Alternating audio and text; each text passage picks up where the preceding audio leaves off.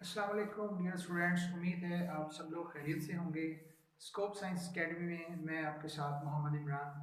Dear students, वो तमाम students जिन्होंने अभी तक हमारे चैनल को सब्सक्राइब नहीं किया, हमारे चैनल को सब्सक्राइब करें, बेल आइकन को टच करें ताकि हमारे जो बाकायदा लेक्चर्स हैं, जो नोटिफिकेशंस हैं, वो रेगुलर आपको मिलते हैं। तो डियर स्टूडेंट्स, हम चैप्टर नंबर 6 स्टार्ट कर रहे हैं फर्स्ट ईयर का, जो आपके पास है फ्लूइड डायनामिक्स। तो चलिए देखते हैं व्हाट इज फ्लूइड डायनामिक्स। तो फ्लूइड डायनामिक्स बच्चों, इसमें दो वर्ड्स हैं आपके पास, एक है फ्लूइड और एक है डायनामिक। फ्लूइड हर उस चीज को कहा जाता है विच कैन फ्लो। अब फ्लो के अंदर तमाम लिक्विड्स भी आ जाते हैं और इसमें एयर भी शामिल है। तो liquids and air can flow, that's why these are called fluids. इस वजह से इनको फ्लूइड्स कहा जाता है। अब fluid dynamics dynamic study of motion है, और फ्लूइड मतलब हमने फ्लूइड की मोशन के बारे में स्टडी करना है, या आप इसको यूं कह दें कि स्टडी ऑफ फ्लोइंग फ्लूइड। बस कि आपने फ्लोइंग फ्लूइड्स के बारे में पढ़ना है, वो फ्लूइड्स जो फ्लो करते हैं। जैसे वाटर है, अगर फ्लोइंग वाटर है तो उसकी स्टडी हमारे पास फ्लूइड डायनामिक्स में आ जाती है। अब फ्लूइड डायनामिक्स के अंदर दो इंपॉर्टेंट इक्वेशंस आप लोग पढ़ेंगे। एक इक्वेशन ऑफ कंटिन्यूटी है और दूसरी बर्नौलीज इक्वेशन है।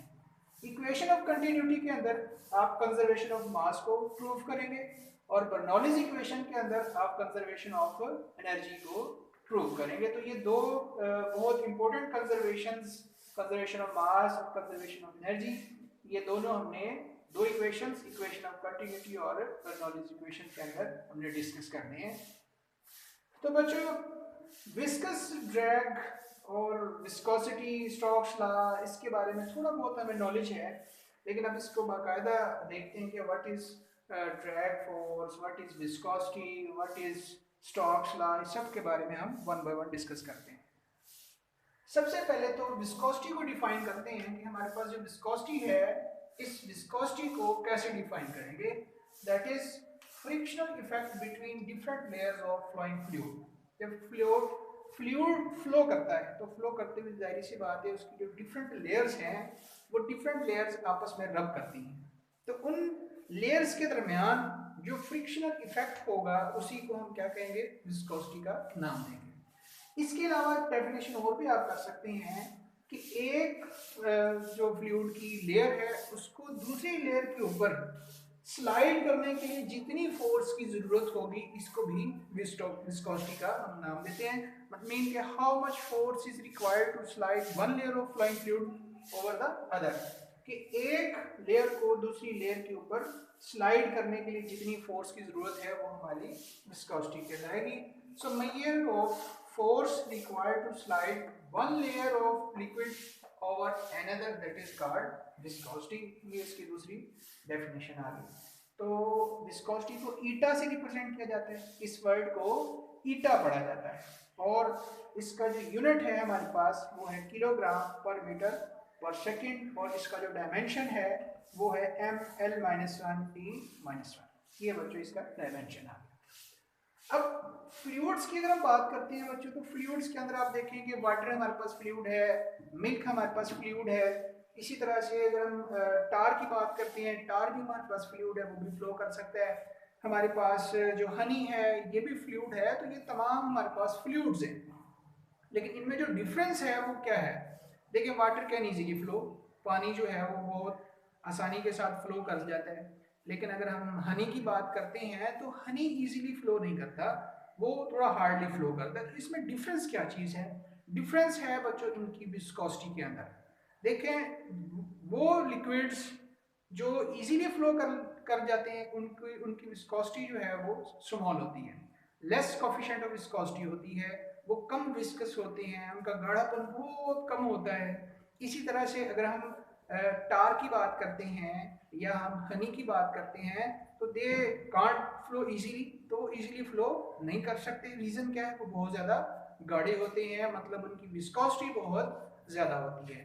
तो वो सब्सटेंस दैट फ्लो इजीली, जो इजीली फ्लो कर सकते हैं, उनकी कोफिशिएंट ऑफ विस्कोसिटी की वैल्यू बहुत स्मॉल होती है। इसमें हम एग्जांपल लेते हैं वाटर की। एक बात याद रखिएगा बच्चों, air is also a viscous medium. हवा जो है ये भी एक विस्कस मीडियम है, लेकिन उसकी विस्कोसिटी बहुत कम है। हम यूं नहीं कह सकते कि उसकी विस्कोसिटी जीरो है। सो air has non zero viscosity. Air की जो विस्कोसिटी है वो नॉन जीरो है, जीरो नहीं है।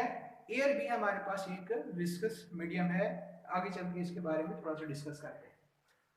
So thick tar and honey has large value of coefficient of viscosity। तो इनकी coefficient of viscosity की वैल्यू ज्यादा होती है, ये जरा गाढ़े होते हैं और इजीली फ्लो नहीं कर सकते।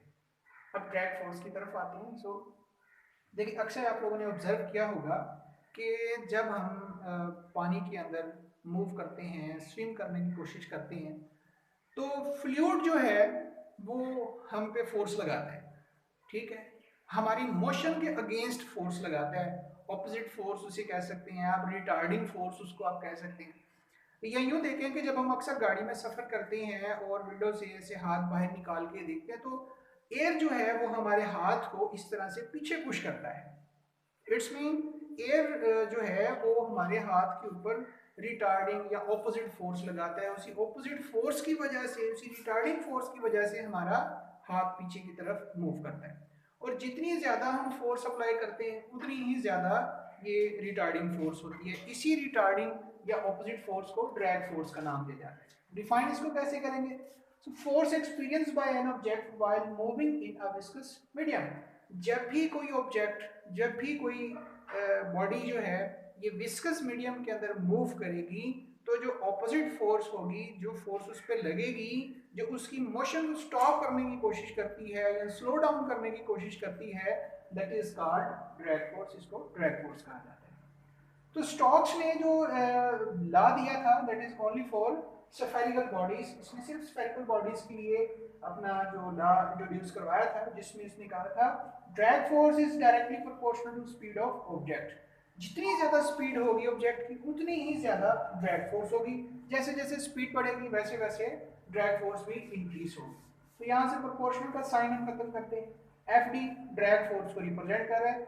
यहाँ 6 pi eta r v, 6 pi that is constant value, eta आपके पास कोएफिशिएंट ऑफ विस्कोसिटी है, आर आपके पास साइज या रेडियस ऑफ स्फेरिकल बॉडी, और वी यहाँ पर आपके पास स्पीड ऑफ ऑब्जेक्ट।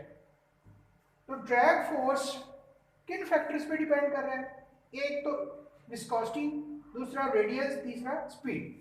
मतलब पहले नंबर पे नेचर ऑफ मीडियम। तो ड्रैग फोर्स डिपेंड किस पे कर रहा है? नेचर ऑफ मीडियम पे डिपेंड कर रहा है कि नेचर किस किस्म की है, कोएफिशिएंट विस्कोसिटी की वैल्यू क्या है। हमारे पास जो मीडियम है, आया कि उसमें वो उसकी विस्कोसिटी ज्यादा है, कम है, क्या वैल्यू है उसकी। दूसरा जो है वो हमारे पास रेडियस या फिर साइज ऑफ ऑब्जेक्ट, ऑब्जेक्ट का साइज क्या है। और तीसरे नंबर पे है that is speed of object, की ऑब्जेक्ट की स्पीड कितनी है। स्पीड ज्यादा होगी तो ड्रैग फोर्स ज्यादा होगा, स्पीड कम होगी तो ड्रैग फोर्स भी कम होगा। So Stokes law holds only for spherical bodies at low speed. एक तो स्टोक्स लॉ जो है ये सिर्फ स्फेरिकल बॉडीज के लिए एप्लीकेबल है। दूसरा, उनकी स्पीड भी एक लिमिट तक होनी चाहिए। बहुत ज़्यादा स्पीड के लिए फिर जो ड्रैग फोर्स है ये स्पीड के साथ ज़्यादा प्रोपोर्शनल नहीं रहता। So at high speed drag force not remains proportional to the speed of object. तो स्टोक्स लॉ में दो बस लिमिटेशंस हैं। एक तो इसमें स्पीड स्लो होनी चाहिए, और दूसरा जो है ये सिर्फ और सिर्फ स्टोक्स लॉ जो है वो स्फेरिकल बॉडीज के लिए एप्लीकेबल है। जैसे जो रेन ड्रॉप है उसकी जो शेप जो स्फेरिकल होती है, ड्यू ड्रॉप जो है उसकी शेप भी स्फेरिकल होती है, और जो फोग ड्रॉप है उसकी शेप भी स्फेरिकल होती है। और ये हमारे पास विस्कस मीडियम सी शुमार किया जाता है। सो बच्चों, ये था हमारे पास introductory fluid dynamics, viscous drag and Stokes law. इसके बाद इंशाल्लाह जो नेक्स्ट हमारा है वो टर्मिनल वेलोसिटी, और आगे चैप्टर 6 इंशाल्लाह पढ़ते रहेंगे बच्चों। अगर आप चाहते हैं कि हमारे रेगुलर लेक्चर्स आपको मिलते रहें, तो इसके लिए आपको हमारा चैनल सब्सक्राइब करना पड़ेगा। और चैनल को सब्सक्राइब भी करें, शेयर भी करें, और बेल आइकन पर टच करें, ताकि जो भी लेक्चर्स होंगे वो बाकायदा आपको मिलते रहें। बहुत शुक्रिया। अस्सलाम वालेकुम।